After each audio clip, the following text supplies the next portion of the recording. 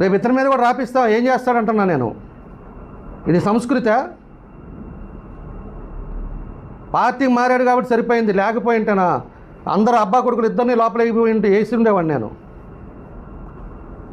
పోయి ఆడ దాంకొని ఈరోజు పిచ్చి పిచ్చిగా వచ్చేదనో ఏదో ఒకటి అవినీతులు అని అవని ఇవన్నీ మాట్లాడేది, ప్రెస్ వాళ్ళని మీరెందుకు వేయరు అనేది.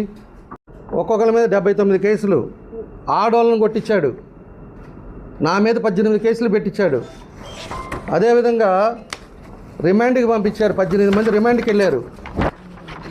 అతను నీతుల గురించి మాట్లాడతాడు, మళ్ళీ అదేమంటే పొత్తు అంటాడు. నాకు పొత్తుతో ఇప్పుడు నేను మాట్లాడేదంతా సంబంధం లేదంటాడు. అతను ఏమనుకోవాలో నాకు అర్థం కావట్లా.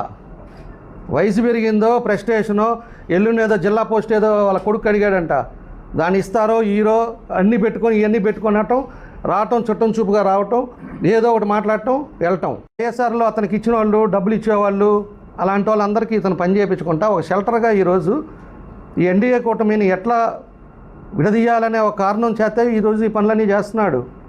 ఈరోజు రెచ్చగొడితే మళ్ళీ మనం మాట్లాడతాం, ఏదో ఒకటి మళ్ళీ క్రాషెస్ రావాలి. ఇప్పుడు దాని ఇది మళ్ళీ రాష్ట్రం అంతా ఇది ఒక చర్చ అవ్వాలి, మీడియాలో అంతా ఇవన్నీ రావాలి.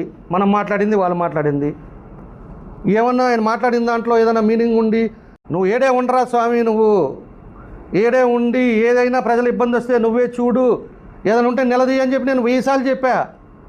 వస్తాడు, ప్రెస్ మీట్ పెడతాడు, వెళ్తాడు, మళ్ళీ 2 నెలలకు వస్తాడనమాట. వచ్చి మళ్ళీ ఏదో ఒకటి మాట్లాడతాడు, పక్కన ఎవడో ఇస్తాడు, అయ్యే మళ్ళీ రిపీట్గా మాట్లాడేది. అయితే కాపు భవనే కట్ల ఈరోజు కాపుల మీద ప్రేమ వచ్చేసి వాళ్ళకి మళ్ళీ మేయర్ అంటాడు. ట్రిప్పుకి ఒకడికి చెబుతాడు మేయరు, ఈసారి నువ్వే మేయరు, ఈసారి నువ్వే మేయరు, 30 సీట్లు ఇప్పిస్తా. ఎవడండి ఇప్పించేది? ఎందుకు ఇట్లా వేగ్గా మాట్లాడేది జనాలతో? మా ఎవడండి ఇప్పించడానికి? అసలు అతని పోస్ట్ ఏంది? అతనికి ఏం రైట్స్